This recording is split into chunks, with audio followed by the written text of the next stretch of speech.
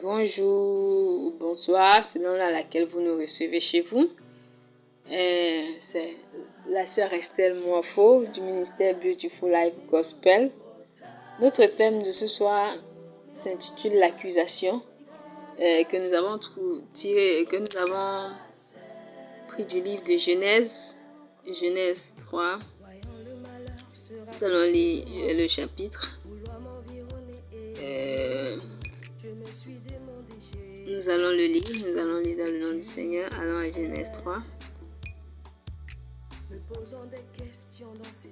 Genèse 3.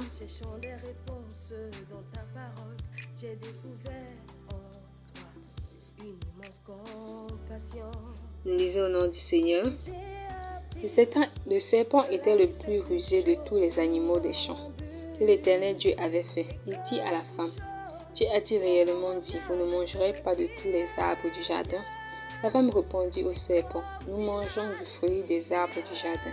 Mais quant au fruit de l'arbre qui est au milieu du jardin, Dieu a dit, vous ne mangerez point, et vous n'y toucherez point, de peur que vous ne mouriez. Alors le serpent dit à la femme: vous ne mourrez point.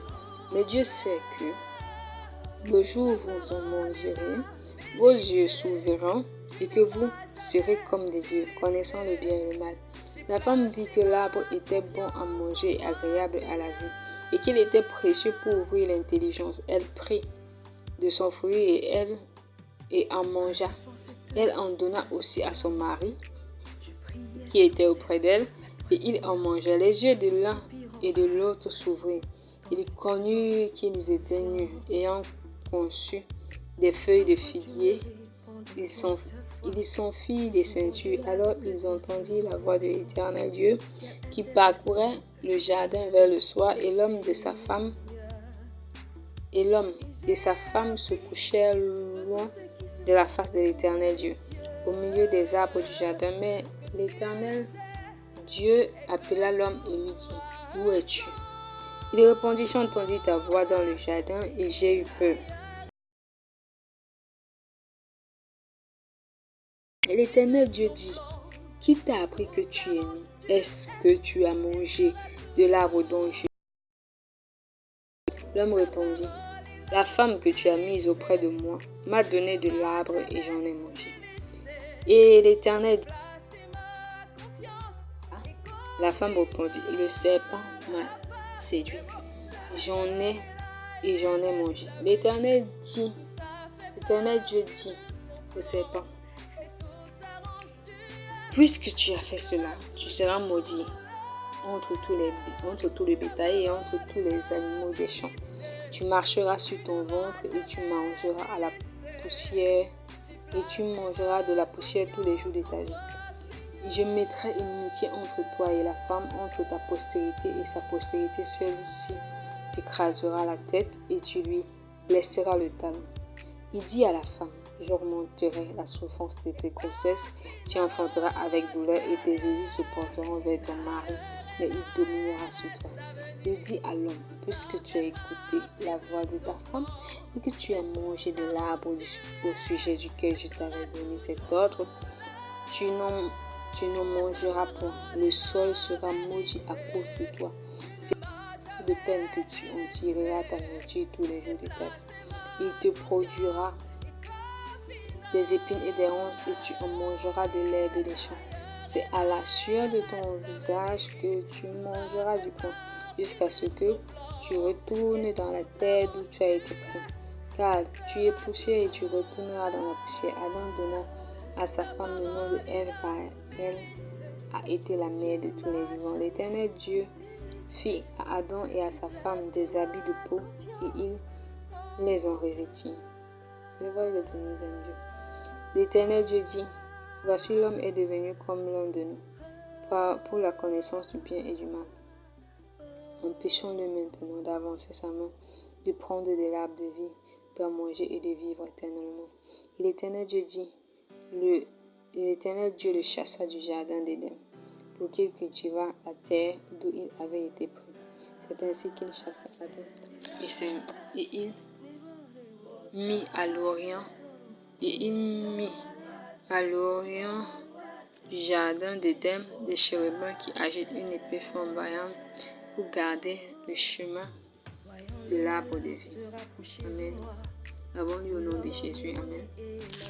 Nous allons définir qu'est-ce que l'accusation. Qu'est-ce que l'accusation?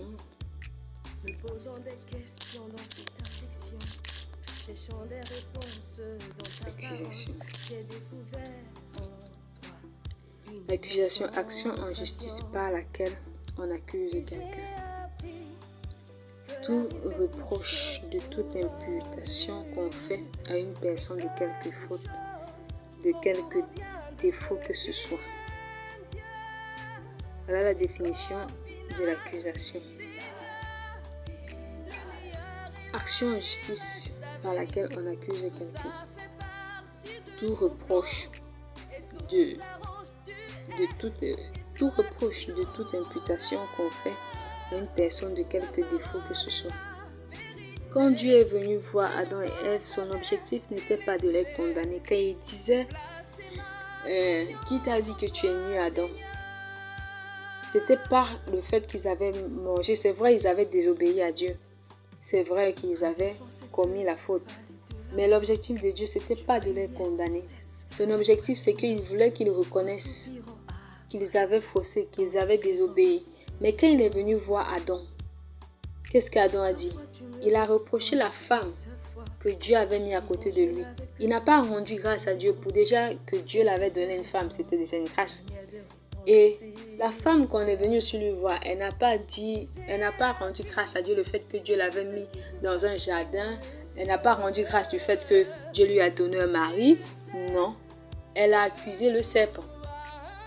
Elle n'a pas rendu grâce pour ça. Elle a accusé le serpent. Elle dit le serpent qui m'a séduit. Et Dieu, en punissant, a puni le serpent, la femme, le mari. Il a puni chacun avec sa punition. C'est vrai que Jésus est venu avec la grâce et que maintenant nous ne sommes plus sur la loi. Nous vivons par la foi en Jésus-Christ. Et c'est cette foi-là qui nous sauve.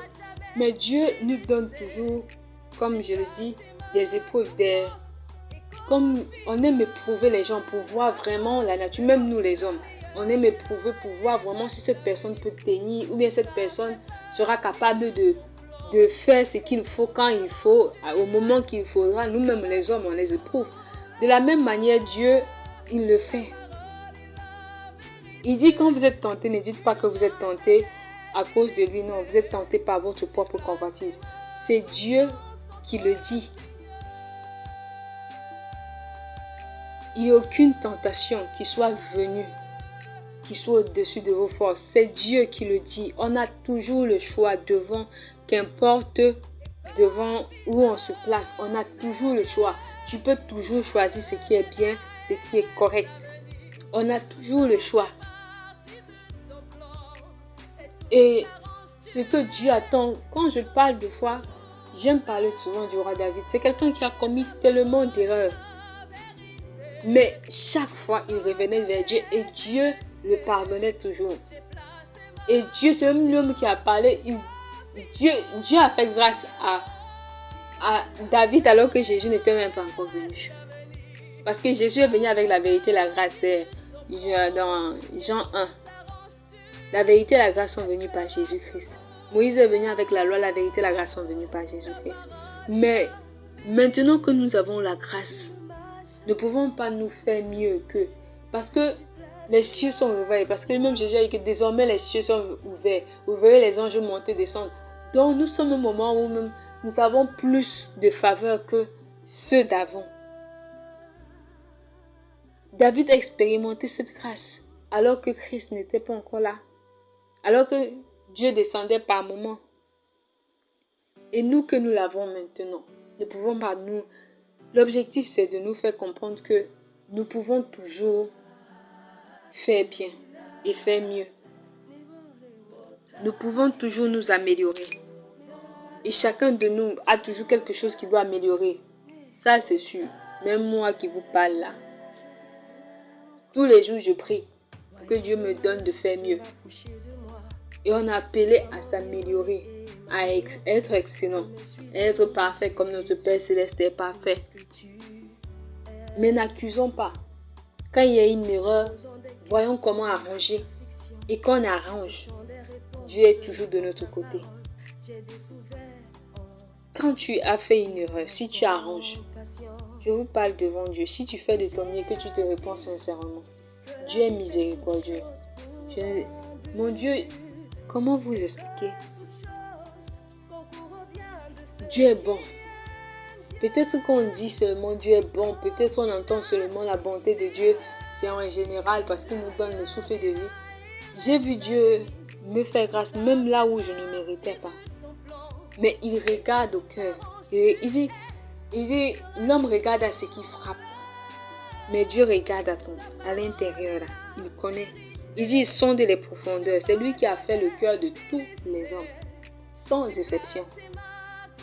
Tout ce qui vit là, tout ce qui respire l'éternel, c'est lui qui a créé tout. Sans exception. Croyons en Dieu. Et quand nous faisons une erreur,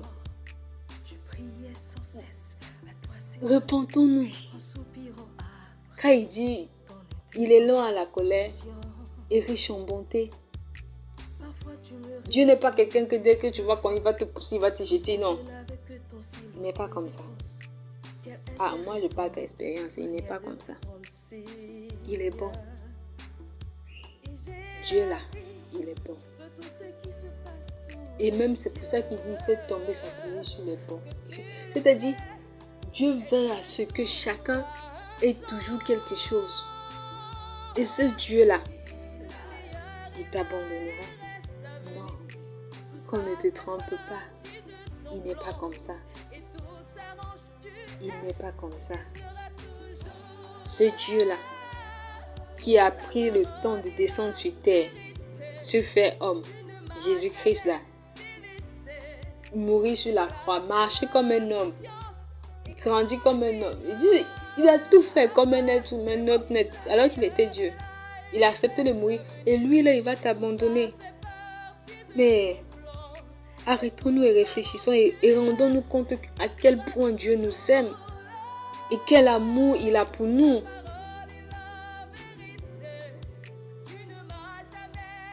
C'était l'enseignement de ce soir. C'est votre soeur Estelle Moifou du ministère Beautiful Love Gospel. Merci. Éternel Dieu de gloire, merci pour ta bonté. In the name of Jesus, au nom puissant de Jésus, au nom puissant de Jésus, que ce qui manquait maintenant te soit donné. Au nom de Jésus. Merci d'ajouter à ma prière. Merci parce qu'elle est complète. Au nom de Jésus.